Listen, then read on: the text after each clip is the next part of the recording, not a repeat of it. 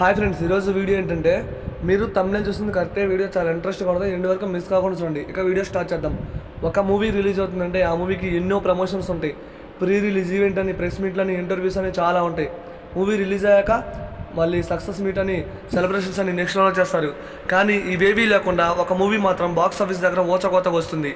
ఆ మూవీ ఏదో ప్రత్యేకంగా చెప్పనవసరం లేదట్టుంది, ప్రతి ఒక్కరికి తెలిసి ఉంటుంది కదా. ఆ మూవీయే సలార్. ప్రభాస్ అన్న ప్రశాంత్ నీల్ కాంబోలో భారీ హైప్తో రిలీజ్ అయిన మూవీ సలార్. ఈ మూవీ డే 1 బాక్స్ ఆఫీస్ దగ్గర 178 కోట్ల గ్రాస్ రాబట్టింది. మంచి బ్లాక్ బాస్ హిట్ అయింది. మూవీ డే 1 హిట్ టాక్ వచ్చింది. మరి ప్రభాస్ అన్నకి బాహుబలి 2 తర్వాత వరుసగా 3 మూవీస్ ఫ్లాప్స్. అవే సాహో, రాధేశ్యామ్, ఆదిపురుష్. అండ్ సలార్ మూవీ మంచి కంబ్యాక్ ఫిల్మ్ అయింది, బ్లాక్ బస్టర్ మూవీ అయింది. అయితే బాక్స్ ఆఫీస్ దగ్గర మాత్రం ఈ మూవీ వసూలు సునామీ సృష్టిస్తుంది.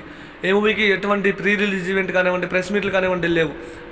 ఒక ఇంటర్వ్యూ ఉంది, అది రాజమౌళి గారితో. దీని తర్వాత మూవీ సక్సెస్ మీట్ కూడా పెట్టలా. అయినా సరే బాక్స్ ఆఫీస్ దగ్గర ఓచకోతగా వస్తుంది ఈ సలార్ మూవీ.